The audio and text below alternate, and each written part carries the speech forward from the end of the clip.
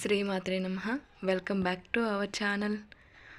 ఆండాళ్ తిరువడిగళే శరణం. గోదాదేవి అమ్మవారు ధనుర్మాసంలో తిరుప్పావై వ్రతంలో 4వ పాశురం గురించి ఏం చెప్పింది అనే విషయం తెలుసుకుందాం. ముందుగా పాశురం. ఆళి మలై కన్నా ఒండ్రు కై కళ్ళవేళ్ ஆழி எழுப்புக்கு முகந்து கொடு ஆர்த்தேணி ஊலி முதல்வனரும் போல் மொய் கருத்து பாலியந்தோளுடை பற்பனாபன் கையில் ஆலி போல் மின்னி வலம்புரி போல் நின்ற நிறிந்து தாளாதே சாங்கம் முதைத்த சரமலை போல் வாழ உலகினில் பெய்விடாய் நாங்களும் மார்கழி நீராட మాగిళిందు ఏలోరెంబావాయ్. ఇది 4వ పాశురం. ఏంటి ఈ పాశురం యొక్క అర్థం ఏంటంటే అమ్మవారు వరుణ దేవుణ్ణి శాసిస్తుంది. శాసించడం అంటే పరమాత్ముని భక్తితో సేవిస్తే ఆ భక్తి చేత ప్రకృతి కూడా సహాయం చేస్తుంది. ఆ నమ్మకంతో ఆ తల్లి వరుణుణ్ణి శాసిస్తుంది.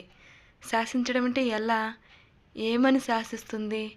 ఓ వరుణదేవ, ఉదారంగా వర్షం కురవవయ్యా, మేము స్నానం చేయాలి, వ్రతం చేయాలి అని చెబుతుంది. ఎలా, ఏ విధంగా కూడా ఆ తల్లి చెబుతుంది. విష్ణుమూర్తి యొక్క చక్రం ఏ విధంగా మెరిసిపోతుందో ఆ విధంగా నువ్వు నీ మెరుపువయ్యా. అలాగే శంఖం యొక్క ధ్వని చేత నువ్వు నీ మెరుపులని ఉరుమువయ్యా. అలాగే వర్షం ఏ విధంగా వర్షం కురుస్తావో తెలుసా?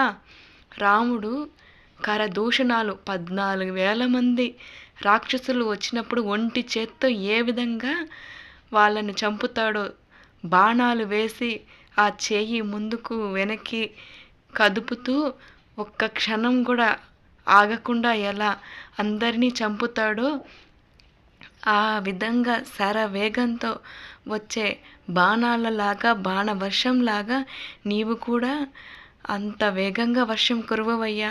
వేగం అంటే ఊర్లు కొట్టుకుపోయే విధంగా కాదు, పంటలు సమృద్ధిగా పండే విధంగా, ఊరు వాడ సంతోషంగా సిరి సంపదలతో ఉండే విధంగా కురవవయ్యా అని వరుణ దేవుణ్ణి ప్రార్థిస్తుంది.